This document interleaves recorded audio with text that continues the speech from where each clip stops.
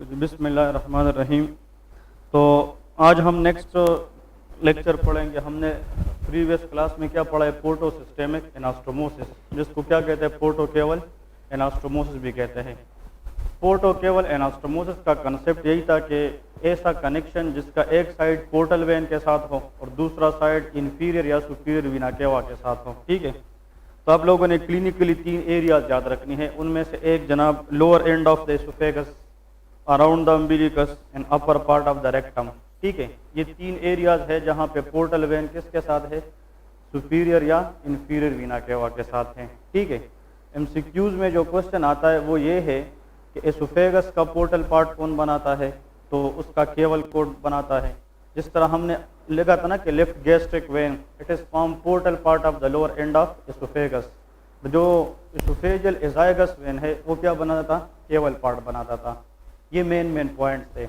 फिर next point ये है कि अगर पोर्टल वेन ऑब्स्ट्रक्शन हो या किसी भी क्रोनिक लिवर डिजीज पेशेंट में पोर्टल वेन की तरफ ब्लड जाना बंद हो जाए तो ये एनास्टोमोसिस ब्लड को बाईपास होने के लिए एक शंट प्रोवाइड करता है। ठीक है, शंट का मतलब ये है कि अगर आपने यहाँ से निकलना है और यहाँ पे लोग जो है ना ज़्यादा यहाँ पे इस दरवाजे में है और आप जाकर इस दरवाजे की बजाय वो दरवाज़ा इस्तेमाल करें, इसको शंट कहते हैं, बाईपास जिसको कहते हैं।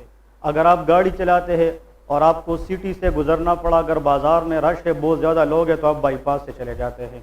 मतलब ये है कि अगर जाने वाला रास्ता बंद हो और आप अल्टरनेट दूसरा रास्ता इस्तेमाल करें तो क्या कहते हैं, शंट कहते हैं। सो हमने ये बात की थी कि अगर पोर्टल वीनस सिस्टम ब्लॉक हो भी जाए तो वो ब्लड शंट होकर केवल सिस्टम में भी जा सकता है। इसकी रीज़न क्या ही, ये एनास्टोमोसिस ही है। लेकिन लॉन्ग रन में अगर सीरोसिस पेशेंट है तो उसकी lower end of the oesophageal when permanently dilate हो जाते हैं, जिसको हम एसोफेजियल वेरिसिस कहते हैं। रेक्टम में उसको हम क्या कहते थे, हिमोराइड्स कहते थे, इंटरनल हिमोराइड्स। और around the umbilicus dilation of the when is called कैप्यूट Medusa. Clear है, तो ये पॉइंट्स याद रख लेने हैं। आज जो नेक्स्ट टॉपिक हम पढ़ने जा रहे हैं that is known as adrenal gland. Adrenal gland का जनाब मेन पॉइंट्स कौन कौन से हैं। ठीक है, अब देखिए हम पढ़ते हैं एनाटॉमी। एड्रिनल ग्लैंड के ऊपर मैंने 2 घंटे लेक्चर लिया है एंडोक्राइन सिस्टम के अंदर, वो ऑलरेडी हमने पढ़ा है। वो आप लोगों को हम एंडोक्राइनोलॉजी का सिस्टम कराएंगे, लेकिन ये हम एनाटॉमी बेसिक ये जो इस बुक के अंदर जितना पॉइंट्स है रिगार्डिंग एड्रिनल ग्लैंड उसको क्लियर करने की कोशिश करेंगे। Adrenal gland are those gland which is lies above the kidney, so these glands are called suprarenal glands. पहले तो लेके कि these glands lies above the kidneys, therefore these glands are known as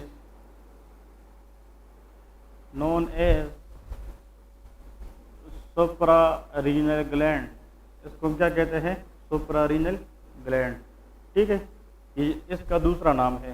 suprarenal gland का मतलब कि those gland which lies above the kidney.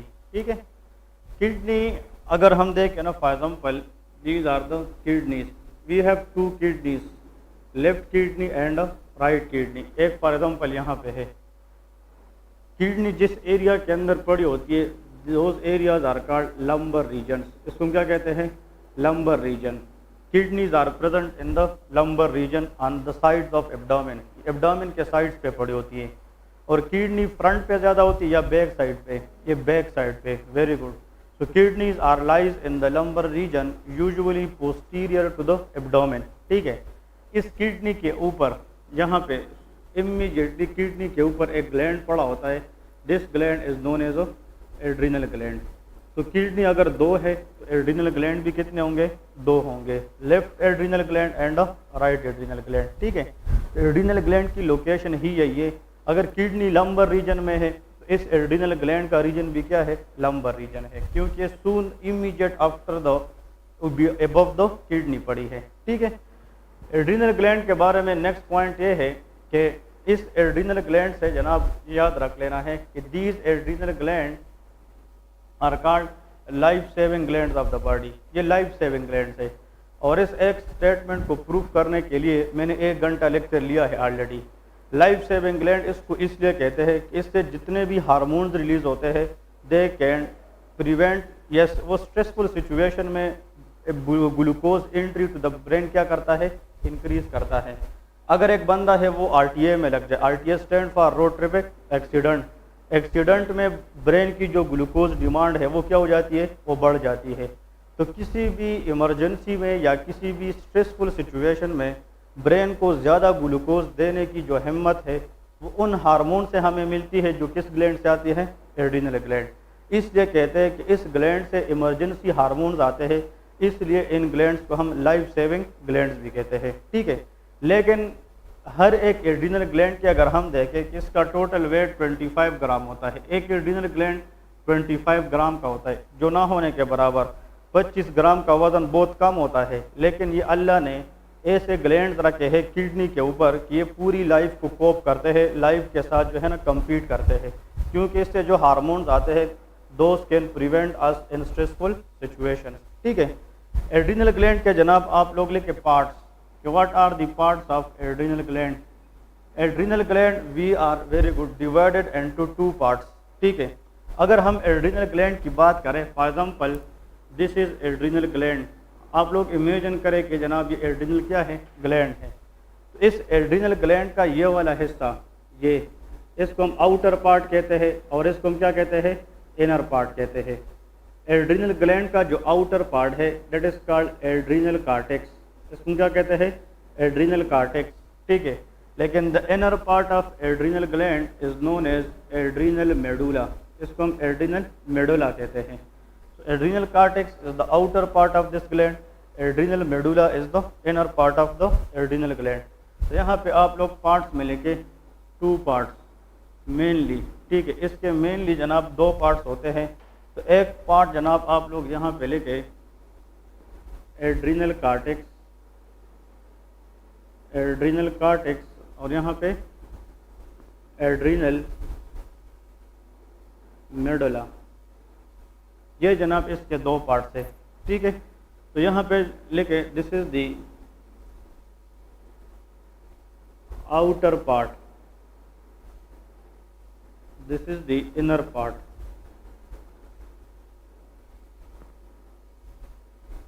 Inner part, ठीक है।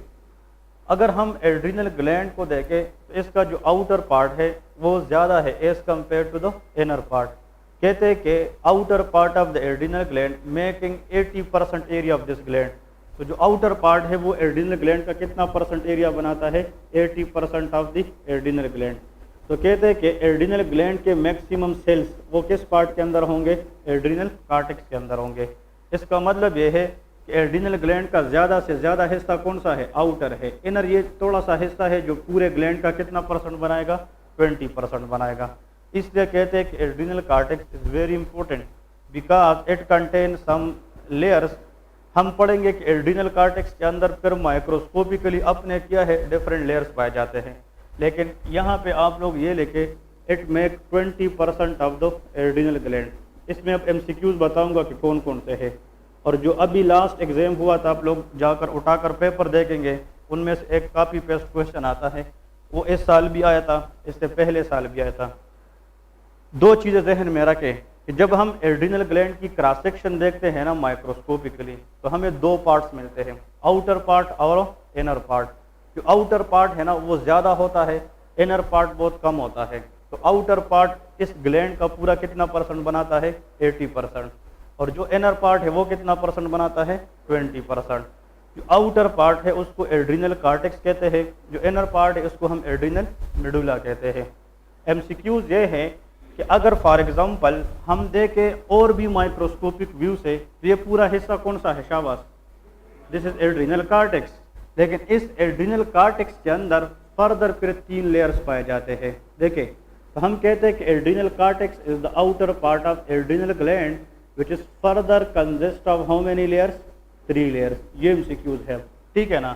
अब एड्रीनल कार्टेक्स के नीचे लेके, एड्रीनल कार्टेक्स के नीचे लेके 3 लेयर्स, मतलब इसमें 3 लेयर्स पाई जाती है। एड्रीनल कार्टेक्स की बात कर रहा हूँ। और एड्रीनल कार्टेक्स के जो लेयर है उनमें से जो सबसे बाहर वाला लेयर है, ये वाला बाहर वाला, that is called zona glomerulosa, ये नाम सुना है कि नहीं?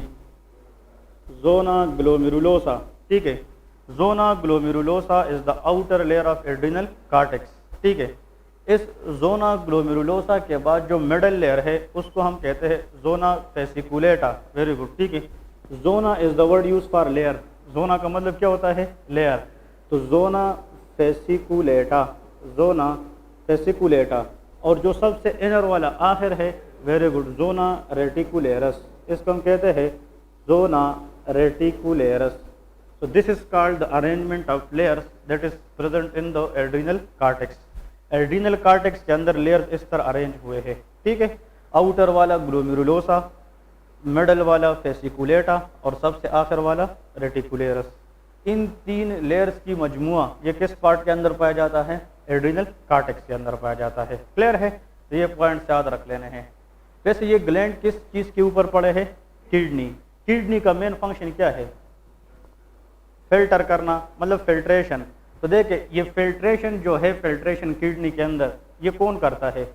किडनी के अंदर छोटे छोटे कैपिलरीज होती है, उसको ग्लोमेरुलाई कहते हैं। तो हम कहते हैं ग्लोमेरुलर फिल्ट्रेशन। और जिस स्पीड से वो फिल्ट्रेशन करेगी तो उसको रेट कहते हैं। जीएफआर का नाम सुना है? Glomerular filtration rate. ये भी मैंने रीनल सिस्टम में एक्सप्लेन किया है फिजियोलॉजी में। तो देखिए किडनी की बात जब भी होती है तो हमारे जहन में क्या आता है? जीएफआर।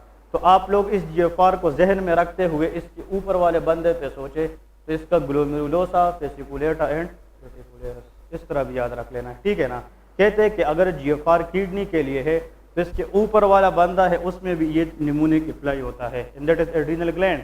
लेकिन एड्रीनल ग्लैंड का ये तीनों लेयर किस पार्ट के अंदर पाए जाते हैं? एड्रीनल कार्टेक्स के अंदर पाए जाते हैं। अब एमसीक्यूज हैं। एमसीक्यूज ये है कि जनाब इन लेयर्स में से कौन कौन से हार्मोन्स हमको मिलेंगे? Zona glomerulosa is the layer which will produce a hormone that is known as aldosterone. इससे हमें कौन सा हार्मोन मिलता है? एल्डोस्टेरोन। आप लोगों ने तो नाम सुना होगा। Aldosterone is a hormone that is come from zona glomerulosa, ठीक है। फिर नेक्स्ट आते हैं जनाब जोना फेसिकुलेटा। इससे जो हमें हार्मोन मिलता है दैट इज कॉल्ड कार्टिसोल। इसको क्या कहते हैं? Cortisol. Cortisol is a hormone which is come from zona fasciculata. और जोना रेटिकुलेरस, इस लेयर से जो हार्मोन्स आते हैं they is a group known as androgens.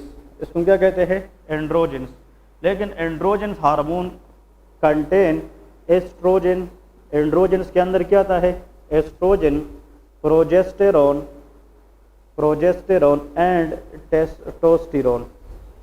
These three hormones together is called of androgens. इसको हम एंड्रोजेंस कहते हैं। एंड्रोजन का मतलब है एस्ट्रोजन, प्रोजेस्टेरोन एंड टेस्टोस्टेरोन, ठीक है। अब क्वेश्चन ये है कि ये टोटल कितने हार्मोन्स हो गए? ये टोटल 5 हो गए। 1 2 3 4 5। क्योंकि इसके अंदर कितने हार्मोन्स आते हैं? 3। तो 3 ये है और 2 ये है। तो adrenal cortex is the outer part of adrenal gland which having 3 layer and totally they release 5 hormones to the body.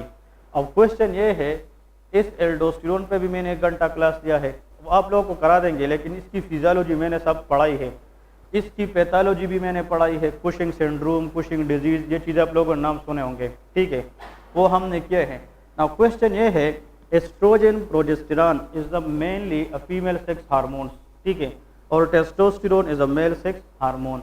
लेकिन यह है कि टेस्टोस्टेरोन का मेल के अंदर जो मेन सोर्स है दैट इज टेस्टिस, वो क्या है? टेस्टिस है। लेकिन few amount of testosterone also come from adrenal gland zona reticularis. Estrogen progesterone का जो सोर्स है, estrogen ovaries, progesterone corpus luteum का नाम सुना है, वहाँ से आते हैं फीमेल्स में। लेकिन इसका मेल के अंदर सोर्स क्या है? एड्रीनल ग्लैंड है। क्वेश्चन ये है, हम मेल है बिकॉज ऑफ टेस्टोस्टेरोन हार्मोन, लेकिन मेल में एड्रीनल ग्लैंड की वजह से थोड़ी बहुत अमाउंट में क्या मिलती है? Oestrogen and progesterone. This oestrogen progesterone has to be metabolised by the liver.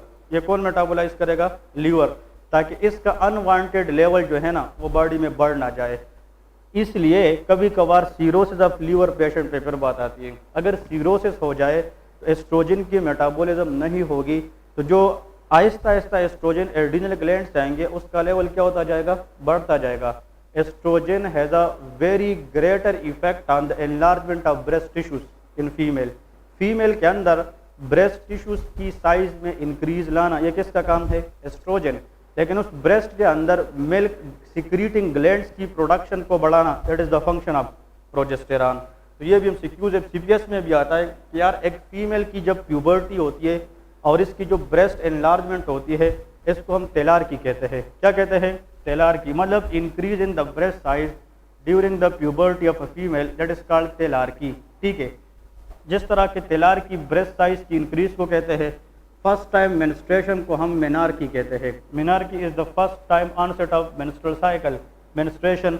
और प्यूबिक हेयर का अपीयरेंस होना, that is called pubarche. Pubarche, these are the 3 clinical pubertal science in female. ये female के अंदर puberty या बलूगत की science है। तो फीमेल जो है ना 13 ईयर 14 ईयर में आ जाती है, उसकी जनाब ब्रेस्ट साइज में इंक्रीज आना टेलार्की, उसकी जनाब फर्स्ट टाइम मेंसेस का आना इस कॉल्ड मेनार्की, और इसकी प्यूबिक हेयर या एक्सिलरी हेयर को हम क्या कहते हैं? प्यूबार्की कहते हैं। ना क्वेश्चन ये है, ये गायनी का क्वेश्चन है, स्टेप 2 में आता है, what is the initial sign a female will develop when she reach to puberty? Answer is thelarche. Breast size जो है ना, ब्रेस्ट बर्ड्स उसको कहते हैं, वो इंक्रीज होना शुरू हो जाते हैं। क्लियर है? ना क्वेश्चन ये है, इस पे अभी डिटेल में नहीं जाते, क्वेश्चन ये है कि जनाब thelarche is the increase in the breast size and the most stronger stimulus for that is the increase level of estrogen. लेकिन उस ब्रेस्ट के अंदर प्रेगनेंसी में मिल्क सिक्रीटिंग ग्लैंड की लेवल को बढ़ाना, दैट इज प्रोजेस्टेरॉन, और फिर उस सिक्रीटिंग ग्लैंड से मिल्क बनाने का काम, दैट इज प्रोलैक्टिन हार्मोन। वो कौन सा है? प्रोलैक्टिन। और मिल्क बनकर उसकी ब्रेस्ट निपल से इजेक्शन कराना इज ऑक्सीटोसिन। वो क्या है? वो ऑक्सीटोसिन। यह नाम सुने कि नहीं? तो सारी की सारी कंसेप्ट इन लोगों को मैंने एंडोक्राइन में पढ़ाई है, वो आप लोग उससे इंशाल्लाह कवर कर जाएंगे। लेकिन मेरा मतलब ये है कि ये साइज के साथ मेन काम करता है, ये ग्लैंड की लेवल को इंक्रीज करने में काम करता है। ना क्वेश्चन ये है, अगर एक मेल है तो मेल में एस्ट्रोजन प्रोजेस्टेरॉन हो सकता है कि नहीं? हो सकता है एड्रिनल ग्लैंड की वजह से, लेकिन इसकी कंटिन्यूअस मेटाबॉलिज्म लीवर करती है ताकि इसका अनवांटेड लेवल बॉडी में ना बढ़ जाए। लेकिन अगर लीवर सीरोटिक है या लीवर में क्रोनिक डिजीज है जिसकी वजह से एस्ट्रोजन की मेटाबॉलिज्म क्या हो जाए? ना हो जाए, तो एस्ट्रोजन का लेवल मेल में क्या हो जाएगा? बढ़ जाएगा, and that will leads to increase in the size of breast tissue which is called gynaecomastia.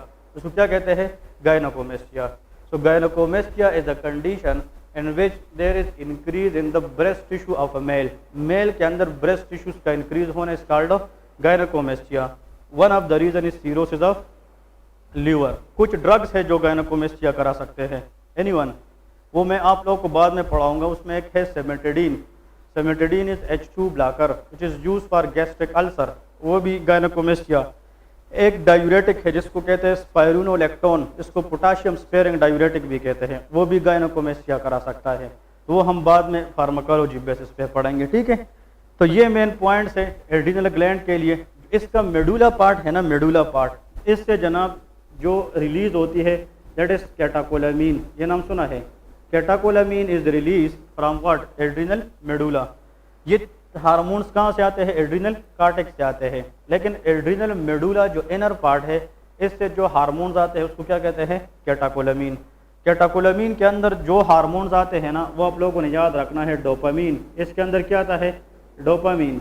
इसमें एक होता है एफेनेफ्रिन, एफेनेफ्रिन एंड नॉर एफेनेफ्रिन, इस तरह है ना, epinephrine and nor epinephrine. These are the 3 hormones which is a group known as catecholamine. ठीक है, और ये तीनों हार्मोन जो है ना, ये सिंपैथेटिक एक्टिविटी को बढ़ा देते हैं। वो हम ऑटोनॉमिक नर्वस सिस्टम में डिस्कस करेंगे। ठीक है, इन लोगों को भी नहीं पढ़ा है। आप लोगों ने कुछ रिसेप्टर्स के नाम सुने होंगे, बीटा 1, अल्फा 1, बीटा 2। ठीक है, वो सिस्टम जिसमें हम मस्कुरेनिक रिसेप्टर या निकोटिनिक को डिस्कस करें वो पैरासिम्पैथेटिक है, और वो सिस्टम जिसमें हम अल्फा बीटा रिसेप्टर पे बात करें वो क्या है? वो सिंपैथेटिक है। सिंपैथेटिक सिस्टम को हम एड्रिनर्जिक सिस्टम भी कहते हैं। क्वेश्चन ये है, मेरा मतलब ये है समझाने का, ये 3 हार्मोन, इसको एज अ ग्रुप हम क्या कहते हैं? Catecholamine. And these hormones are come from the adrenal medulla part. कभी कभार एड्रिनल मेडुला के अंदर कैंसर हो जाता है। What is cancer? Anyone? Okay, unwanted growth, कोई भी आप लोग के जहन में हो, इरेगुलर सेल डिवीजन, कोई भी जहन में पॉइंट हो, प्रोलिफरेशन, ओवर प्रोलिफरेशन, हाँ जी, ओके, हम कहते हैं कि when irregular division or irregular proliferation or irregular multiplication of the cell occur which is uncontrolled, unwanted, some cells are mature, some are immature, it leads to cancer, वो cancer है। ये क्यों होता है कैंसर का आज तक कोई पिन पॉइंट का किसी को भी नहीं पता। हम कहते हैं कि genetic association with environmental exposure play a key role in the pathogenesis of cancer. मतलब रेडिएशन हो सकती है, एक्सपोजर टू डिफरेंट थिंग्स हो सकती है कि नहीं, रेडान, एस्बेस्टॉस, ये मुख्तलिफ फैक्ट्रीज में जो लोग एक्सपोज होते हैं, कुछ लोग अपने डॉक्टर जो रेडियोलॉजिस्ट होते हैं वो ऑल द टाइम रेडिएशन पर एक्सपोज होते हैं, वो भी कभी कभार कैंसर के शिकार हो जाते हैं। लेकिन genetically some genes are there which are called tumour suppressor gene, वो ट्यूमर को क्या रखते हैं, सप्रेस। इसके अंदर म्यूटेशन की वजह से भी बाद में क्या हो सकता है, कैंसर हो सकता है। BRCA1 gene, BRCA2 gene, BCL2, ये सारे आप लोगों ने नाम सुने होंगे, वो कैंसर के शिकार। तो कैंसर का एक पिन पॉइंट काज ऑफ नहीं होता, ये genetic, family history plus environmental exposure दोनों का रोल होता है। मेरा मतलब ये है कभी कभार एड्रिनल मेडुला के अंदर कैंसर हो जाता है, और कैंसर में हर एक चीज़ बियॉन्ड द लिमिट क्या हो जाता है, बढ़ जाता है अनरेगुलर, इरेगुलर मैनर से। तो अगर एड्रिनल मेडुला के अंदर कैंसर हो जाए तो उसमें कैटेकोलामीन लेवल क्या हो जाएगा, बढ़ जाएगा। इपिनेफ्रिन, नॉरएपिनेफ्रिन क्या हो जाएगा, बढ़ जाएगा। तो सिंपैथेटिक एक्टिवेशन क्या होगी, ज़्यादा। तो सिंपैथेटिक एक्टिविटी की वजह से हार्ट रेट क्या होगा, ज़्यादा, बीपी ज़्यादा, हेडेक, टेकिकार्डिया, ये सारे सिम्टम्स आएंगे। अगर सारे सिंपैथेटिक सिम्टम मौजूद हो पेशेंट में, और उसका रीज़न ये हो कि भाई पेशेंट को एड्रिनल मेडुला का कैंसर है जिसमें कैटेकोलामीन लेवल क्या हो चुके हैं, increase, that cancer is called pheochromocytoma.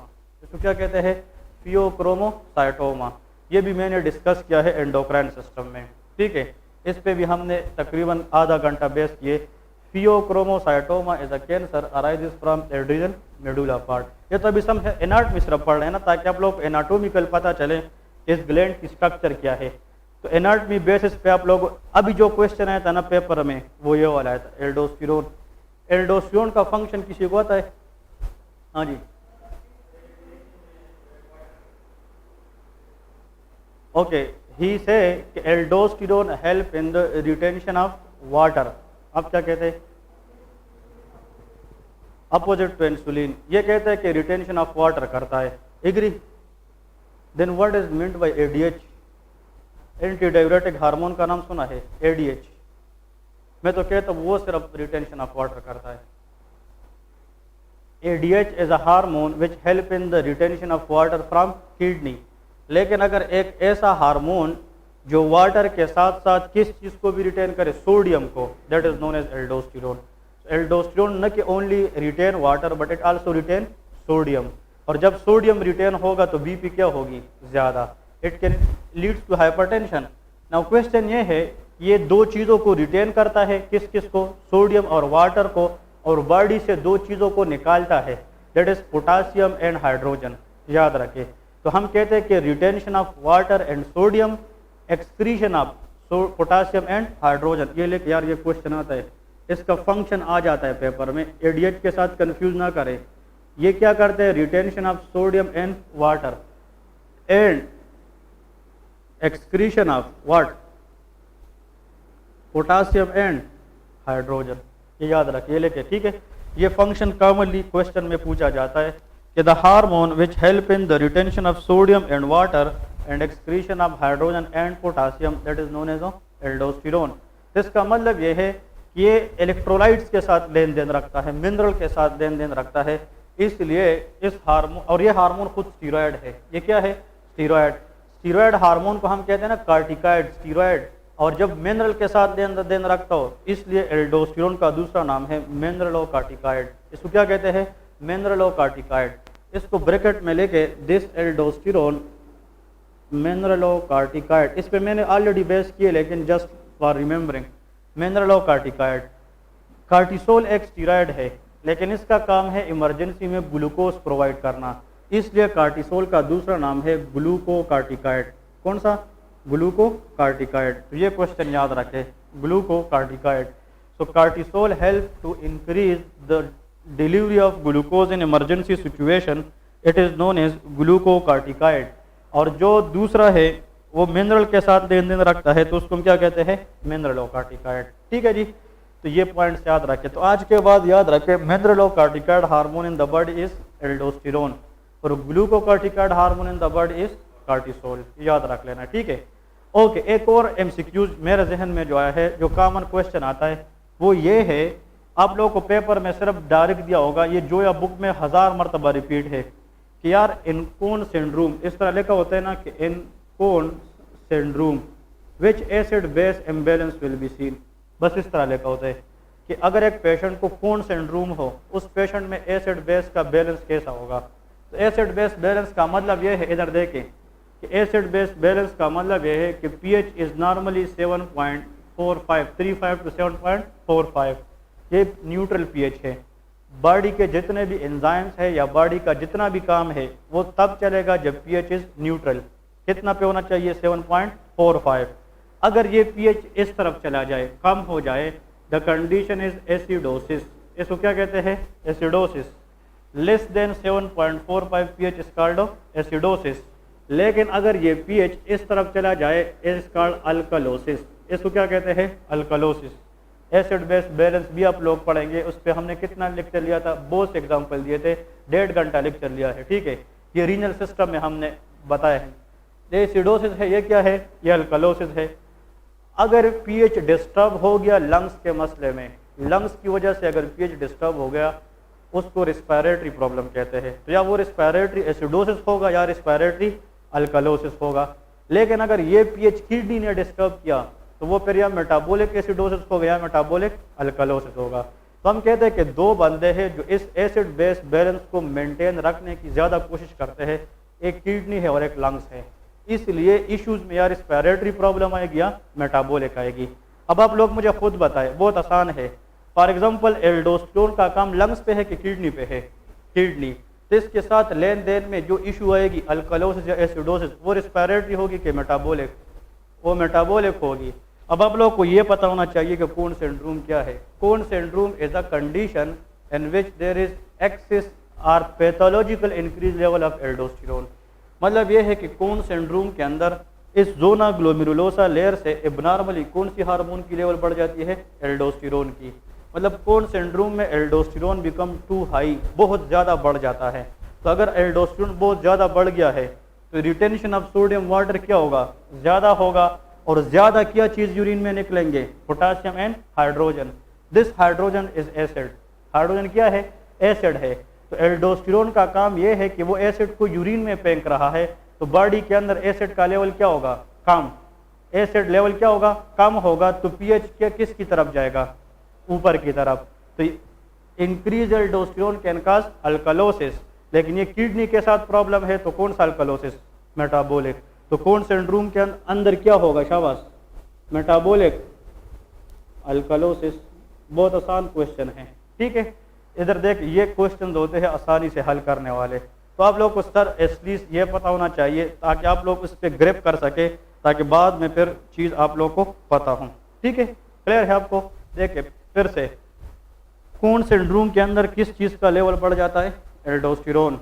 Aldosterone का काम आप लोग को पता है कि ये ज़्यादा वाटर सोडियम रिटेन करेगा, और ये जितना ज़्यादा होगा उतना एक्सक्रीशन किसका ज़्यादा करेगा, potassium and hydrogen. Hydrogen is acid. अगर हम एसिड ज़्यादा फेंकेंगे बाहर तो एसिडोसिस तो नहीं हो सकती ना, क्योंकि फिर बात किस पे जाएगी, अल्कलोसिस पे। तो ये मेटाबॉलिक क्या करेगा, अल्कलोसिस करेगा। क्वेश्चन ये है, कौन सिंड्रोम के अंदर इरिथमियास के चांसेस क्या होते हैं, ज़्यादा। हार्ट की rhythm abnormal. The reason is कि जितना एल्डोस्टेरोन ज़्यादा होगा उतना पोटासियम की एक्सक्रीशन क्या होगी, ज़्यादा। तो ब्लड के अंदर पोटासियम क्या होगा, कम। Hypokalaemia and that is the cause of arrhythmias in Conn syndrome. Potassium एक ऐसा इलेक्ट्रोलाइट है जिसका लेवल अगर बढ़ भी जाए फिर भी इरिथमियास होंगे, जिसका लेवल अगर कम हो जाए तो फिर भी इरिथमियास होंगे। Which one of the following electrolyte should be keep in balance all the time to prevent arrhythmia? Answer is potassium. Increase potassium को hyperkalemia कहते हैं और decrease potassium को hypokalemia कहते हैं।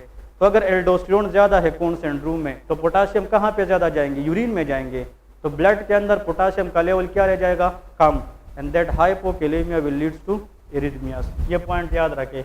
और अगर आप लोगों ने ये भी याद रखना है कि जो नॉर्मल पोटासियम है वो 3.5 से लेके 5.5 मिली इक्विवेलेंट पर लीटर, ये इसका नॉर्मल वैल्यू है। अगर पोटासियम ब्लड सीरम में 3.5 से कम हो जाए तो इसको हाइपोकैलेमिया कहेंगे, और अगर 5.5 से बढ़ जाए तो उसको हम हाइपरकैलेमिया कहेंगे। तो पोटासियम जो है ना ये बहुत क्रिटिकल इलेक्ट्रोलाइट है। टेकिकार्डिया, ठीक है, इसकी मैकेनिज्म्स है वो सीवीएस आप लोग पढ़ेंगे तो उसमें आप लोगों को पता होगा।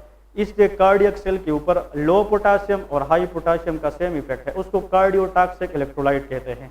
तो इसलिए याद रखें कि पोटासियम न कम होना चाहिए न ज़्यादा होना चाहिए, ठीक है, ये पॉइंट्स इंपॉर्टेंट है। नेक्स्ट आते हैं, ये तो एड्रीनल ग्लैंड, और एड्रीनल ग्लैंड के नीचे एक नोट लेके, नोट, ये एक एक हार्मोन मैंने एक्सप्लेन किया है, ये फिजियोलॉजी में, अब तो हम सिर्फ एनाटॉमी पढ़ रहे, ये फिजियो में मैंने एक्सप्लेन किया है। Adrenal gland are retroperitoneal structure. ये कौन सा है, retroperitoneal structure. What is this, retroperitoneal structure. देखिए मैंने कहा था कि एब्डोमेन के जितने भी कंटेंट है मोस्टली उसको एक फैटी लेयर ने सराउंड किया है। That fatty layer is called peritoneum. Peritoneum is the fatty layer which surround what, abdominal organ. लेकिन कुछ आर्गन है जो उस लेयर से क्या है, पीछे है, उसने लेयर उस आर्गन को सराउंड नहीं किया है। दोज आर्गन्स या those content of the abdomen which is not surrounded by fatty layer but they are present behind that fatty layer, they are called retroperitoneal structure। तो एड्रीनल ग्लैंड पीछे है कि front पे है, ये पीछे है, ये किडनी के ऊपर है, तो उस पर पेरिटोनियल लेयर नहीं है, ये पेरिटोनियम लेयर के पीछे पड़ी है, इसलिए इन ग्लैंड को हम क्या कहते हैं, रेट्रोपेरिटोनियल स्ट्रक्चर कहते हैं। ये बात समझ आ गई कि नहीं। रेट्रो का मतलब क्या होता है, बिहाइंड, ठीक है। मैं कहता हूँ ना, देखे अगर ये मार्कर है, ठीक है, और ये जनाब डस्टर है, ये दोनों एब्डोमिनल क्या है, आर कंटेंट है। ये हाथ देख, ये हाथ जो है ना एक पेरिटोन फोल्ड है, फैट का एक फोल्ड है, उस फोल्ड को हम पेरिटोनियम कहते हैं। तो ये इंट्रा पेरिटोनियल हो गया कि रेट्रो, ये एंट्रा है क्योंकि इस आर्गन के इर्द गिर्द तो पेरिटोनियम है ना, ये विद इन द पेरिटोनियम, लेकिन ये इस पेरिटोनियम के पीछे है, उस पर पेरिटोनियम फोल्ड नहीं है। So those organ in the abdomen which is present within the peritoneum they are called intraperitoneal structure, और जो इसके पीछे हो they are called retroperitoneal structure। तो एड्रीनल ग्लैंड के ऊपर पेरिटोनियल फोल्ड नहीं है बल्कि ये पेरिटोनियल फोल्ड के पीछे पड़े हैं, इसलिए इसको क्या कहते हैं, रेट्रोपेरिटोनियल स्ट्रक्चर कहते हैं। अब आते हैं लेके के रेट्रोपेरिटोनियल स्ट्रक्चर्स, इनमें से और कौन कौन से इस तरह एब्डोमेन के अंदर है जिसके ऊपर पेरिटोनियम फोल्ड नहीं है, ये भी एमसीक्यूज आते हैं। अभी लिस्ट बनाते हैं, लिस्ट उस आर्गन का बनाएंगे जो पेरिटोनियल फोल्ड के पीछे पड़े हो।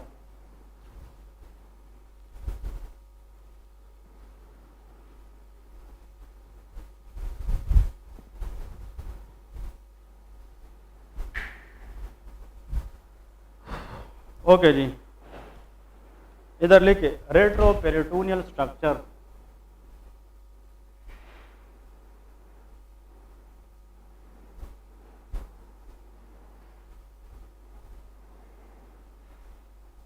ओके जी, रेट्रोपेरिटोनियल स्ट्रक्चर अब हम पढ़ेंगे कि वो कौन कौन से स्ट्रक्चर है जो पेरिटोनियम के बिहाइंड या पीछे पड़े हैं। उनमें से अभी तो हमने पढ़ा, number 1 is suprarenal glands. Suprarenal glands is also known as adrenal gland. List में एक लेके सुप्रारीनल ग्लैंड्स। तो अगर रेट्रोपेरिटोनियल ग्लैंड है, देखे एक सुप्रारीनल ग्लैंड है नंबर 1। नंबर 2 देखे the major aorta, the major, मैं इस तरह एक सीक्वेंस में लिखता हूँ, the major aorta in the abdomen is called abdominal aorta. और एब्डोमिनल एयोर्टा के साथ मेजर वेन कौन सा है, इंफीरियर वीना केवा। एब्डोमिनल एयोर्टा और इंफीरियर वीना केवा एक दूसरे के इस तरह पैरेलल होते हैं, एक जैसे इस तरह रन करते हैं, लेकिन एयोर्टा नीचे की तरफ जा रही है तो इंफीरियर वीना केवा ऊपर की तरफ आ रही है, क्योंकि एयोर्टा के अंदर ऑक्सीजनेट ब्लड होता है, इंफीरियर वीना केवा के अंदर क्या होता है, डीऑक्सीजनेट। इन दोनों की जो पाथवे है, पेरिटोनियम इसके आगे होता है, ये दोनों स्ट्रक्चर जो है ये पेरिटोनियम के पीछे होते हैं। और याद रखें अगर हम इस एब्डोमेन के पीछे मुआवजा करें तो वर्टेब्रल कॉलम आएगा कि नहीं, तो हम कहते हैं कि अगर इस वर्टेब्रल कॉलम को हम ओपन करें और एब्डामिन की तरफ जाए तो हमें दो वेन नजर आएंगे, एक वेन और एक आर्टरी। तो जो आर्टरी है वो एयोर्टा है बिगर, और एक वेन क्या है, इंफीरियर वीना केवा। लेकिन उन दोनों को भी पेरिटोनियम ने फोल्ड नहीं किया है। एक और एमसीक्यूज बहुत इंपॉर्टेंट, आप लोगों को ये कैसे याद रहेगा, देख एग्जाम में, एयोर्टा के अंदर प्रेशर बढ़ भी सकता है, एयोर्टा के अंदर प्रेशर कम भी हो सकता है। ये तो वेसल है ना, ब्लड फ्लो इंक्रीज डिक्रीज हो सकती है। तो अगर ये पेरिटोनियम ने इस तरफ होल्ड किए होते तो इसके अंदर इलास्टिसिटी हो सकती थी। अगर ये इस तरह बिल्कुल होल्ड थे, फिक्स थे, तो इसके अंदर फिर इलास्टिसिटी नहीं हो सकती थी। फिर थोड़ी सी ब्लड फ्लो इंक्रीज होने पर पेशेंट को पेन का सामना होता था कि नहीं।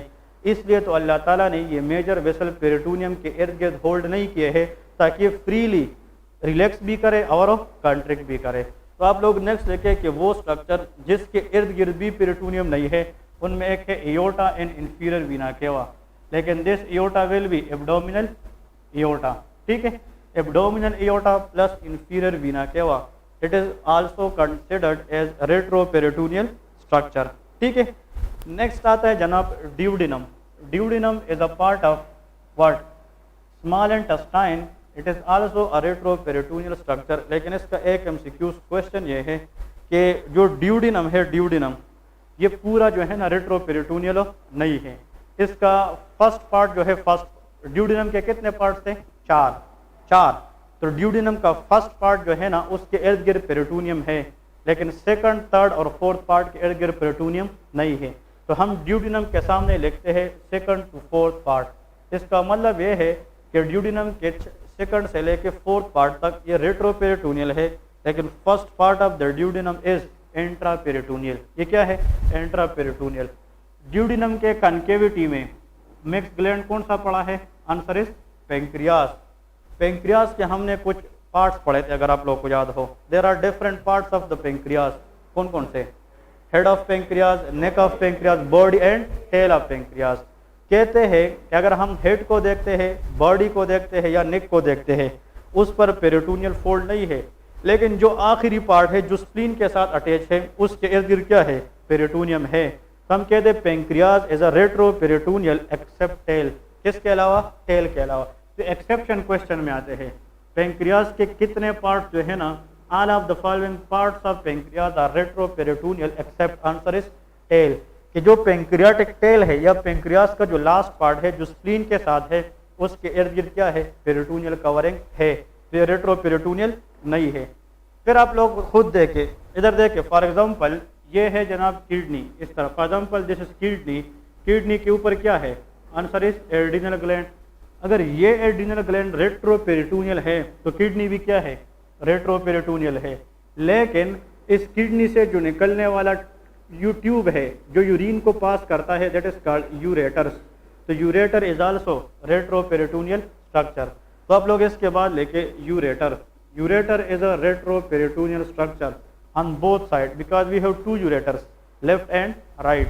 दोनों किडनी से जो है ना लेफ्ट और राइट के बेसिस पे यूरेटर्स निकलते हैं। इसके बाद लेके colon. Colon mean large intestine, लेकिन large intestine as a whole is not retroperitoneal, क्योंकि large intestine is a very large because इसके कई पार्ट्स है, caecum, ascending colon, transverse colon, descending colon. इसकी सिर्फ दो एरियाज है जिस पे पेरिटोनियल फोल्ड नहीं है।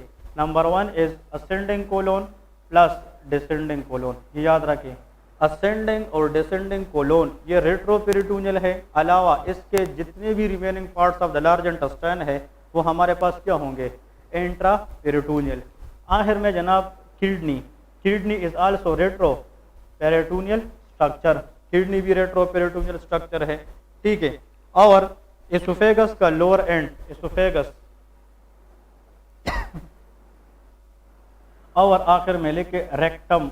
लेकिन कहते हैं बुक वाले कि रेक्टम इज पार्शियली रेट्रोपेरिटोनियल, मतलब इसके कई जगहों पे पेरिटोनियल फोल्ड है, कहीं पे नहीं है, लेकिन इसको हम पार्शियली रेट्रोपेरिटोनियल स्ट्रक्चर कहते हैं। आप लोग याद रखें कि स्टेप जी बोथ किडनीज, हाँ ठीक है। स्टेप 3 में मेरे स्टूडेंट से जनाब ये क्वेश्चन पूछा गया था कि जस्ट नेम रेट्रोपेरिटोनियल स्ट्रक्चर। उसने 5 बातें और 10/10 नंबर स्टेशन में दिए। The structure are asked in the exam, या वाइवा में आते हैं या थ्योरी में आते हैं, दोनों में। आप लोगों को ये पता होना चाहिए, देखें एब्डोमिनल कैविटी को हम पेरिटोनियल कैविटी भी कहते हैं। इसकी रीज़न ये है कि इसके majority of the content they are covered by a fatty layer which is known as a peritoneum. लेकिन ये बात बिल्कुल गलत होगी अगर कोई आपको ये कहे कि सारे के सारे content is covered by peritoneum. No, some content are still not covered by peritoneum, they are present behind the peritoneum. So those structures are known as retroperitoneal structures. तो फिर आप लोग को ये पता होना चाहिए कि वो स्ट्रक्चर्स है कौन कौन से जो पेरिटोनियम फोल्ड ने कवर अप नहीं किए हैं। तो अगर आप लोग SAD प्यूकर, सेड प्यूकर ये याद रख लें हैं, तो these are the SAD PUCKER is the mnemonic which is remember the structure which are retroperitoneal in nature. तो SAD PUCKER S suprarenal gland, abdominal aorta, duodenum, pancreas, ureter, colon, kidney, oesophagus and rectum. ठीक है, said Pyukar. देखे कामयाब students वो होते हैं जो अपने लिए आसान तरीका निकालकर उसको लॉन्ग टर्म तक याद रखें। तो सेड प्यूकर अगर आप लोग जाकर घर में एक दो दफ़ा भी रिवाइज करें, इंशाल्लाह फिर आप लोग को चलते चलते एक दूसरे को सुनाओगे, आप लोगों को याद ही रहेगा। ठीक है, इसके बाद जनाब थोड़ी बहुत स्ट्रक्चर जानने की कोशिश करते हैं किडनीज की। तो हेडिंग दे दे कि इन एड्रिनल ग्लैंड के बाद नीचे जो स्ट्रक्चर पड़ी है दैट इज अ किडनी, वो किडनी है। तो किडनी के बारे में तो आप लोग को ये पता होना चाहिए कि इट इज़ रेट्रोपेरिटोनियल और इंट्रापेरिटोनियल। किडनी हाँ रेट्रोपेरिटोनियल है, वेरी गुड। पहले के it is a retroperitoneal structure, retroperitoneal structure lies in the lumbar region। ये किस रीजन में है? in the lumbar region। Number 1 point पे याद रखें। कहते हैं जो किडनीज है दोनों साइड पे ये रेट्रोपेरिटोनियल है, और जिस रीजन में ये किडनीज पड़ी है उस रीजन का नाम क्या है? लंबर रीजन है। इसलिए any pain of the kidney is considered as lumbar pain. उसको क्या कहते हैं? लंबर पेन, क्योंकि ये जिस एरिया के अंदर पड़ी है उसको हम लंबर रीजन कहते हैं। अगर किसी को ये नहीं पता कि किडनी है कहाँ पे, तो अगर पेशेंट फिर कहेगा कि मुझे यहाँ पे दर्द है, तो आप लोग कभी नहीं कह सकेंगे कि किडनी है। अब आप लोग को पता है कि लेफ्ट अपर क्वाड्रेंट में क्या है? स्प्लीन है, राइट अपर क्वाड्रेंट में लीवर और गॉल ब्लैडर है। तो अगर कोई अपर क्वाड्रेंट पेन के साथ आए, एटलीस्ट इतना पता हो सकता है यार इस बंदे की या LFT करनी है, या गॉल ब्लैडर का इशू है, अल्ट्रासाउंड करना है, या जनाब इसका कोई मसल स्पाज्म वगैरह हो सकता है। तो लोकेशन वाइज आप लोग अपने हिस्ट्री या पेशेंट की डायग्नोसिस जो है ना आसान बना देते हैं। तो अगर आप लोगों को ये पता हो कि लंबर एरिया में किडनी है, तो any pain in the lumbar area it may be kidney problem or it may be adrenal gland problem, क्योंकि किडनी के ऊपर क्या है? एड्रिनल ग्लैंड है। लेकिन यूजुअली प्रॉब्लम किस में पाई जाती है? किडनीज के अंदर, क्योंकि किडनी के ऊपर इन्फेक्शन के चांसेस भी ज़्यादा होते हैं, किडनी के अंदर स्टोन स्ट्रक या स्टोन फॉर्मेशन के भी चांसेस ज़्यादा होते हैं। ठीक है, ये सारी चीज़ें मैंने रीनल सिस्टम में डिस्कस की है। इधर देखें, अब क्वेश्चन ये है, इसकी आप लोग एक्सटेंशन लेके, एक्सटेंशन का मतलब ये है कि जो किडनी है वो कहाँ से लेके कहाँ तक है, ये बहुत इंपॉर्टेंट है। इधर देखें, अगर हम देखें ना इस किडनी का जनाब, फॉर एग्जाम्पल कहते हैं कि this is the kidney shape, ये किडनी है।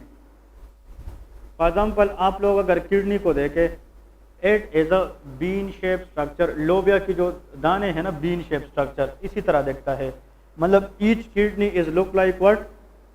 Been shape. अब मेन पॉइंट ये है, इसको हम कहते हैं upper pole of the kidney, इसको क्या कहते हैं? Lower pole of the kidney. कहते हैं कि अगर हम किडनी की जो अपर पोल है ना, अपर, अगर इसको हम इस तरह एक लाइन के साथ जाकर वर्टेब्रा के साथ मिलाए, तो this upper pole of the kidney is corresponding to T12 vertebra. याद रखे, हर एक किडनी, स्पेशली याद रखे कि जो किडनी है उसकी जो अपर पोल है वो किस वर्टेब्रा के सामने होती है?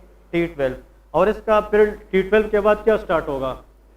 L1, इसके बाद L2 और फिर तो L3 पे जाकर इसका लोअर पोल ख़त्म हो जाता है।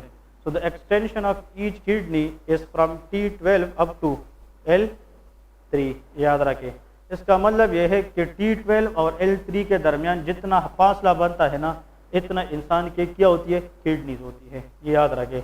और T12 पे क्या स्टार्ट होता था पहले? एब्डोमिनल एयोर्टा, और वो जाकर ख़त्म कहाँ पे होता है? एब्डोमिनल एयोर्टा बाइफोर्केशन 4। तो T12 to L4 is abdominal aorta, लेकिन T12 to L3 is kidney extension, ये किडनी है, ठीक है। तो ये पॉइंट्स याद रख लेने हैं, ये किडनी की एक्सटेंशन है। लेकिन जो लेफ्ट किडनी है वो थोड़ी सी ऊपर है, राइट किडनी स्लाइट लोअर है because of liver on the right side, क्योंकि liver is the internal largest organ, इसलिए कहते हैं कि both kidneys are not present symmetrically, ये एक जैसे नहीं है। लेफ्ट किडनी थोड़ी सी ऊपर है स्लाइटली, राइट किडनी थोड़ी सी नीचे है। The reason is there is liver on the right side, तो उस लीवर की वजह से जो राइट किडनी है उसकी पोजीशन थोड़ी सी नीचे है, डाउनवर्ड है, लेकिन ये बात आम बात है, नॉट इम्पोर्टेंट। ये मेनली लेफ्ट की हम बात करते हैं क्योंकि राइट पे लीवर आता है, ठीक है, वो थोड़ी सी नीचे आती है, लेकिन extension is little bit below T12, little bit below L3, वो L4 तक नहीं जा सकती, L3 के लेवल पे ही हम दोनों को कंसिडर किया है, ठीक है। लेकिन एनाटोमिकल डिफरेंस ये है कि राइट किडनी हमें थोड़ी सी नीचे मिलती है स्लाइटली, और राइट लेफ्ट किडनी कहाँ पे मिलती है, थोड़ी सी ऊपर मिलती है। अब लेके पार्ट्स ऑफ किडनी, कि किडनी के जनाब पार्ट्स कौन कौन से हैं, ये इंपॉर्टेंट है अब पेपर में। इसमें जनाब हम पार्ट्स की अगर बात करेंगे ना किडनी की, एक तो ये याद रखें, for example if this is a simple kidney diagram, तो याद रखें किडनी के ऊपर इस तरह जनाब एक कवरिंग होती है, the covering which surround the outer part of the kidney, that is called renal capsule, इसको हम क्या कहते हैं, renal capsule. So kidney is a capsulated structure, ये क्या है, कैप्सुलेटेड स्ट्रक्चर है, so that is called renal capsule. और इस रीनल कैप्सूल के इर्द गिर्द फैट्स होते हैं, फैट्स, लेकिन वो पेरिटोनियम नहीं होता, उसको हम पेरी रीनल फैट्स कहते हैं, लेकिन not important. Just remember this capsule has a nerve innervation, इसमें नर्व्स होती है, तो जब भी किडनी का मसला आ जाए और उससे ये कैप्सूल स्ट्रेच हो जाए तो फिर पेशेंट को क्या होगा, पेन होगा। बात समझ आ गई। This capsule has a rich nerve supply, so any damage to the kidney it will create lot of pain, ये पेन ज़्यादा कराती है, कैप्सूल होता है। इधर देखें, this part of the kidney is called convex part, इसको हम क्या कहते हैं, convex, और ये क्या है, ये concave part है, ठीक है। किडनी अगर इस तरह पड़ी है ना, इस तरह, इसका जो ये वाला पार्ट ये बॉडी के बाहर की तरफ है और ये वाला पार्ट बॉडी की अंदर की तरफ है, तो हम कहते हैं कि जो कन्वेक्स पार्ट है ये आउटर है और जो कनकेव पार्ट है ये इनर है। क्लियर है। नेक्स्ट पॉइंट ये है कि अगर हम इसके अंदर, ये तो हम बाहर से सिर्फ स्ट्रक्चर बता रहे, अगर हम इंटरनली किडनी की लॉन्गिट्यूडनल सेक्शन ले ले, अगर इसको हम इस तरह काट कर दे तो इसका मतलब ये है, इधर देखे ये जो लाइन ड्रा करता हूँ ना, ये इधर देखे, इसका मतलब ये आउटर पार्ट ऑफ किडनी है, ये क्या है, inner part. In a cross-sectional view, the outer part of the kidney is called renal cortex, इसको हम क्या कहेंगे, renal cortex, और जो inner part है उसको क्या कहेंगे, renal medulla। जैसा कि adrenal cortex adrenal medulla है, exactly किडनी के लिए जो वर्ड यूज किया जाता है that is called renal, so the outer part is renal cortex and the inner part is renal medulla। अब मेन पॉइंट ये है कि इस किडनी के अंदर each kidney contain 1 to 1.2 million nephrons, इसके अंदर नेफ्रॉन्स होते हैं। Most common the parenchymal cells of the kidney is known as nephrons. इस एक नेफ्रॉन पे मैंने 2-2 घंटे बेस की है किडनी में, ठीक है, वो भी हम फिजियोलॉजी करेंगे, ठीक है। लेकिन याद रखें नेफ्रॉन के अंदर अगर हम देखें, इसके अंदर इस तरह एक कप शेप स्ट्रक्चर होता है, that is called Bowman capsule, इसको क्या कहते हैं, बोमेन कैप्सूल। इस बोमेन कैप्सूल के अंदर इस तरह छोटे छोटे कैपिलरीज पाई जाती है, and this capillaries are called glomeruli, इसको क्या कहते हैं, ग्लोमेरुलाई। इस कैपिलरीज को आने वाले छोटे छोटे वेसल्स एफरेंट आर्टीरियोल, ये क्या है, एफरेंट आर्टीरियोल, और इससे बाहर जाने वाले इस efferent arteriole. A mean approaching toward glomeruli, E mean एग्जैक्टिंग from glomeruli. Clear है, इस तरह याद रख लेना है। अब ये मुझे बताइए क्या चीज़ है ये, व्हाट इज दिस, ग्लोमेरुलाई जी, और ये क्या है, बोमेन कैप्सूल। क्लियर है। अब क्वेश्चन ये है, डिटेल में नहीं जाना चाहते क्योंकि ये फिजियो नहीं, एनाटॉमी सिर्फ बता रहा हूँ। द पार्ट ऑफ नेफ्रॉन, ये वो पार्ट है, इधर देखे, ये वो पार्ट है नेफ्रॉन का जो किसके साथ जुड़ा है, Bowman capsule. Excellent, this is called PCT, proximal convoluted tubule, जिसको पीसीटी कहते हैं। और फिर इसके बाद जनाब इस तरह जो पार्ट स्टार्ट होता है, that is called loop of Henle, एक थिन डिसेंडिंग पार्ट है, एक थिक असेंडिंग पार्ट है। मैंने डायूरेटिक्स भी इसके ऊपर मसूद अगर आपको याद एक्सप्लेन किए हैं, ठीक है। फिर इसके बाद लूप ऑफ हेनले के बाद the next part of nephron is DCT, distal convoluted tubules, ठीक है। और फिर जनाब इसके बाद क्या होते हैं, शाबाश, कलेक्टिंग डक्ट्स, कलेक्टिंग ट्यूब्यूल्स, और फिर इस तरह जाकर यूरिन बन जाते हैं। बात समझ आ गई। This is a very simple diagram of what, nephron. Kidney अगर है तो किस वजह से है, नेफ्रॉन की वजह से है। The structural functional cells of the kidney is nephrons. और हर एक किडनी के अंदर राउंड अबाउट 1 to 1.2 मिलियंस क्या होते हैं, नेफ्रॉन्स होते हैं। समझ आ रही सबको कि नहीं? तो अब देखें, हाँ, ये ऊपर वाला पार्ट जो है ना, ये मतलब ये जो कप शेप स्ट्रक्चर है उसको क्या कहते हैं, BC stand for Bowman capsule. इसके अंदर कैपिलरी क्या है, ग्लोमेरुलाई। मैं कहता हूँ ना, ये एमसीक्यूज आता है। देखें, अगर आप बताइए ये कप शेप स्ट्रक्चर क्या है, बोमेन कैप्सूल है, और इसके अंदर ये क्या है, ग्लोमेरुलाई है, कैपिलरीज है।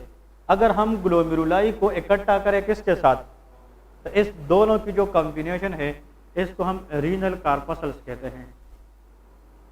This is called renal corpuscles. Renal corpuscle is nothing but it is the combination of glomeruli with Bowman capsule. Clear है, आपको समझ आ रही ना? अब देखें, हाँ, इस बोमेन कैप्सूल के बाद क्या है, पीसीटी। एमसीक्यूज ये है कि जो चीज़ें फिल्टर हो जाती है उसको हमें यूरिन में लॉस करना है या रीअब्जॉर्ब करना है, रीअब्जॉर्ब। अब ग्लूकोज मैंने फिल्टर किए तो glucose is needed for the body, तो ग्लूकोज यूरिन में लीक होना चाहिए या रीअब्जॉर्ब होना चाहिए। याद रखें, अगर 100% चीज़ें फिल्टर हो जाए, उन 100 में से 80% चीज़ों की जो रीअब्जॉर्प्शन है that is occurring in PCT. So maximum reabsorption is occurring from which part of nephron? PCT. PCT is very important. PCT cell जो है ना, PCT part of nephron, it has the ability of reabsorption of the thing. जो चीज़ें हम filter करते हैं उसकी reabsorption कहाँ से होती है, PCT। इसलिए इस PCT सेल के अंदर इस तरह ब्रुश बॉर्डर्स होती है, and those brush borders are responsible for the absorption. अब इधर आते हैं, इधर MCQs की तरफ। क्वेश्चन ये है, ये एक नेफ्रॉन है, तो नेफ्रॉन जो है ना, जो चीज़ें फिल्टर हो जाए उसको हम क्या करेंगे, रीअब्जॉर्ब करेंगे। जो चीज़ें टॉक्सिन है या अनवांटेड है उसको हम एक्सक्रीट करेंगे और क्या बनते जाएंगे, यूरिन्स बनते जाएंगे। अब क्वेश्चन ये है, किडनी का आउटर पार्ट रीनल कॉर्टेक्स है, किडनी का inner part of renal medulla है, ठीक है। अब मेन पॉइंट आप लोगों ने ये याद रख लेना है कि जनाब किडनी में ये नेफ्रॉन इस तरह पड़ा होता है। इधर देखिए, for example this structure of nephron is called बोमेन, हाँ जी, कैप्सूल। फिर इस तरह ये क्या स्टार्ट होता है, पीसीटी। फिर इसके बाद ये क्या स्टार्ट होता है, लूप ऑफ हेनले। इसका एक डिसेंडिंग पार्ट है और एक डिसेंडिंग, फिर डीसीटी, फिर कलेक्टिंग डक्ट्स, कलेक्टिंग ट्यूब्यूल, और यहाँ पे ख़त्म हो जाता है। इसका मतलब ये है कि nephrons arrange in a kidney in such a way that its PCT and Bowman capsule most likely lies in the renal cortex, but their loop of Henle and last part lies in the renal medulla. इसलिए कहते हैं कि वो nephron का वो part जो cortex में आते हैं उसको कार्टिकल नेफ्रॉन्स कहते हैं और इसको मेडुलरी नेफ्रॉन कहते हैं। नाउ क्वेश्चन ये है, हाँ जी, किस चीज के अंदर क्या, तो नेफ्रॉन का कुछ हिस्सा कार्टिक में होगा, कुछ हिस्सा मेडुला में होगा ना। इसका मतलब यह है 1.2 मिलियन नेफ्रॉन में 80% नेफ्रॉन ऐसे अरेंज है कि उसका आधा हिस्सा कार्टिक्स में है तो आधा हिस्सा मेडुला में है। बहुत कम है जो टोटली कार्टिक्स में भी होते हैं, टोटली मेडुला में भी होते हैं, तो उसको कार्टिकल नेफ्रॉन मेडुलरी कहते हैं, लेकिन वो बहुत कम है। ये क्यों इस तरह होता है? द रीज़न इज कि यहाँ पे मेडुला के अंदर ऑस्मोलरिटी का नाम सुना है, वो ज़्यादा होता है ताकि हम यूरिन की कंसंट्रेशन को मेंटेन करें। वो हम फिजियोलॉजी में पढ़ चुके हैं। लेकिन मतलब ये है कि ये एक नेफ्रॉन है, लेकिन इसकी एक्सटेंशन कार्टेक्स में भी है और इसकी एक्सटेंशन मेडुला में भी है। अब इधर देखें, यहाँ पे इस मेडुला के अंदर इस तरह ट्राइंगल शेप 12 से 18 तक इस तरह ट्राइंगल शेप स्ट्रक्चर पाए जाते हैं। इधर देखें, इस तरह ट्राइंगल शेप क्या पाए जाते हैं, pyramids. These are called renal pyramids. The triangular shaped structure in which part of nephron? Medulla. They are called renal pyramids. इसको हम कहते हैं renal pyramids। समझ आ रही है कि नहीं? That is called renal pyramids. Renal pyramid क्या है? It is nothing but a triangular shape structure present in the renal medulla which is around about 12 to 18 in numbers. ठीक है, इस ट्राइंगल शेप का देखे एक ये हिस्सा है और एक ये हिस्सा है। This is called base of the triangle. इसको क्या कहते हैं? बेस। और ये इसका आखिरी हिस्सा है, इसको हम कहते हैं एपेक्स। इसको क्या कहते हैं? एपेक्स। तो हम कहते हैं कि जो रीनल पिरामिड है इसका जो बेस है it is pointing toward renal cortex और जो इसका टिप है it is pointing toward renal medulla. Clear है? नाउ इतना ज़्यादा डिटेल की जरूरत नहीं है, इधर देखें। नाउ क्वेश्चन ये है कि ये वो एमसीक्यूज है, बहुत कॉमन एमसीक्यूज है। ये वो स्पेसेस है, ये वो स्पेसेस है जो किसके दरमियान है? शाबाश, रीनल पिरामिड्स। देखिए ये एक पिरामिड है, ये दूसरा है, ये तीसरा है। The spaces between renal pyramid is called renal columns. इसको हम रीनल कॉलम्स कहते हैं। ये भी क्वेश्चन आता है व्हाट इज रीनल। ये बहुत कम लोगों को पता है कि रीनल कॉलम्स क्या है। Renal columns are nothing but these are the spaces of kidney in between each renal pyramids. हर दो रीनल पिरामिड्स के दरमियान स्पेस का नाम क्या है? रीनल कॉलम है। अब इधर देखें, ये जो मैं आप लोग कहोगे कि इसका इंपॉर्टेंस क्या है कॉमन एमसीक्यूज में, वो ये है कि इधर देखिए ये जो एक्सटेंशन मैं आप लोगों को दिखा रहा हूँ, ये देख इस तरह, ये एक्सटेंशन, इसका मतलब ये कॉर्टेक्स है ना, इसका मतलब ये है ये कौन सा एरिया है? ये कॉर्टेक्स है कि मेडुला है? मेडुला इस लाइन के नीचे से स्टार्ट होती है, इस ट्राइंगल से स्टार्ट होती है। ये एरिया ये स्पेसेस के साथ एक जैसा है कि नहीं? और याद रखें कि renal columns are the invagination. Invagination mean कि इस पिरामिड के इन बिटवीन गए हैं, अंदर जगह है, लेकिन दो space are continuously with which part of the kidney. इसलिए renal columns are the part of renal cortex but these are the spaces between renal pyramids and renal pyramid itself is the part of renal medulla. बात समझ आ गई कि नहीं? इधर देखिए बहुत कम लोगों को पता होता है कि अगर ये फॉर एग्जांपल रीनल कॉलम है, लेकिन ये कॉलम किसके अंदर आता है? कॉर्टेक्स के अंदर आता है। लेकिन रीनल कॉलम का मतलब क्या है कि ये हर दो पिरामिड के दरमियान क्या है? स्पेस को कहते हैं। लेकिन नेफ्रॉन जब इधर से यूरिन बनाएगा ना, यूरिन, तो ये यूरिन जब बनेगा ना तो फिर इस तरह जाएगा नीचे, तो नीचे वो यूरिन मेडुला के अंदर किस स्ट्रक्चर को मिलेगी? रीनल पिरामिड्स को मिलेगी। इसलिए कहते हैं कि चीज़ें यहाँ पे ग्लोमेरुलाई में फिल्टर हो गई, जो चीज़ें हमने रीअब्जॉर्ब करने थे वो ब्लड में वापस जाएगी, और जो चीज़ें नहीं करने थे उससे बाद में क्या बनती जाएगी? यूरिन। तो यूरिन नेफ्रॉन के जरिए आखिर में बनकर किस पार्ट को मिलेगी? रीनल पिरामिड्स को। रीनल पिरामिड्स के साथ छोटे छोटे स्ट्रक्चर लगे होते हैं, उसको हम माइनर कैलिसिस कहते हैं। ये नाम सुना है? माइनर कैलिसिस। और इस माइनर कैलिसिस के बाद क्या होता है? मेजर कैलिसिस। ये एक पाथवे है जस्ट, और मेजर कैलिसिस याद रखे दे ओपन इनटू, इधर देखे बहुत, ये भी बहुत कम लोगों को पता होता है, ये किडनी है इस तरह, ठीक है। इस किडनी से जनाब स्टार्ट क्या होगा नीचे की तरफ? शाबाश, what is this? Ureter, very good. लेकिन ये यूरेटर जब किडनी में इन होता है it become a little bit what? शाबाश, कंस्ट्रिक्ट और dilate? Dilate. This dilated part of the ureter, not the kidney, dilated part of the ureter with in the kidney is called renal pelvis. इसको क्या कहते हैं? Renal pelvis. आज तक लोगों का कंसेप्ट ये है, मैं भी आप लोगों का भी, कि renal pelvis is the part of kidney, but it is not kidney. Renal pelvis is the part of ureter. ये किसका पार्ट है? यूरेटर का।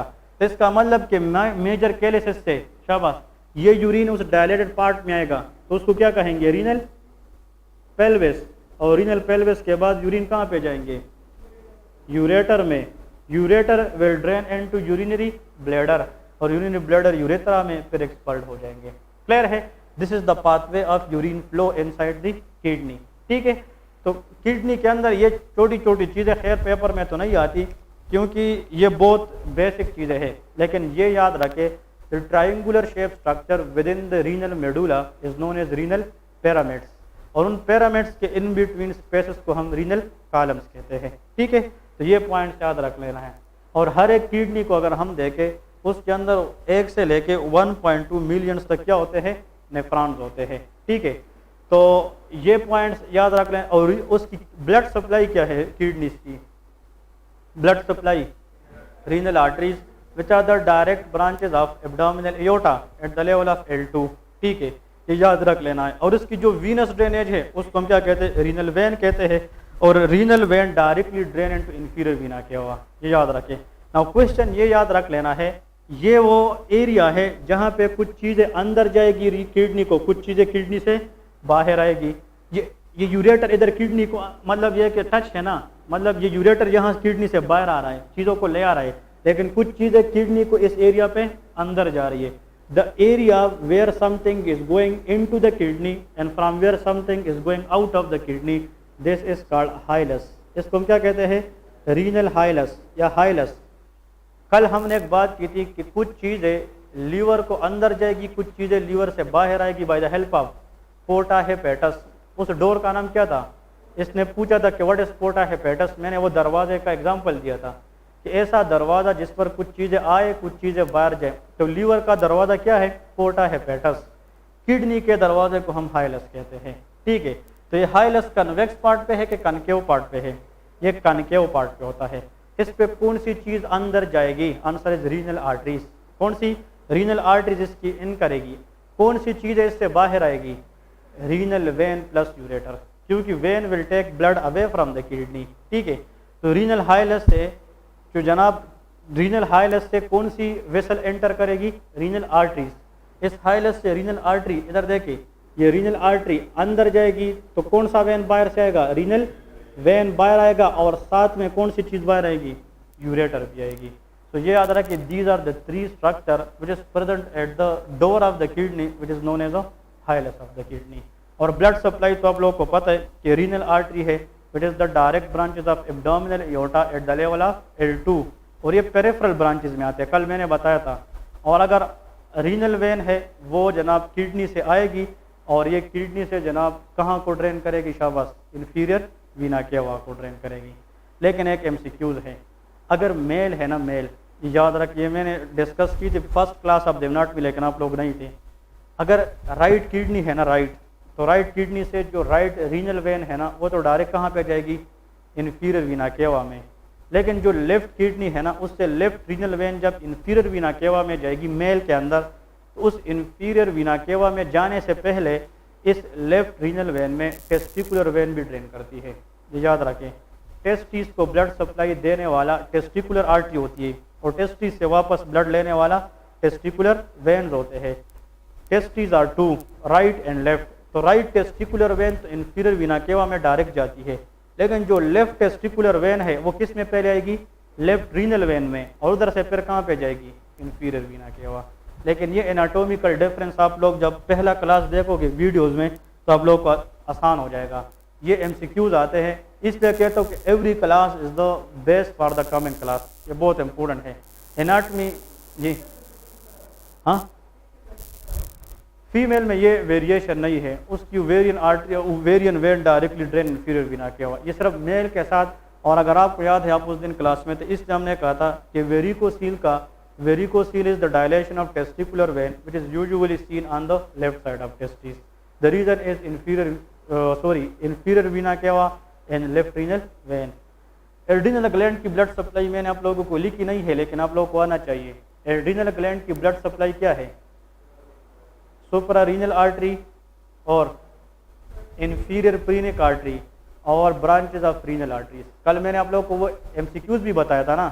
MCQs आप लोगों ने खुद पढ़ा था कि सुपरा रीनल ग्लैंड, इससे पहले हमने पढ़ा एड्रीनल ग्लैंड, इसकी ब्लड सप्लाई कितनी सोर्सेज से मिलती है? 3। Suprarenal arteries which is the direct branches of abdominal aorta, inferior phrenic arteries, और एक तरह के branches of renal arteries. Break करें, फिर नेक्स्ट क्लास लेते। Inferior phrenic arteries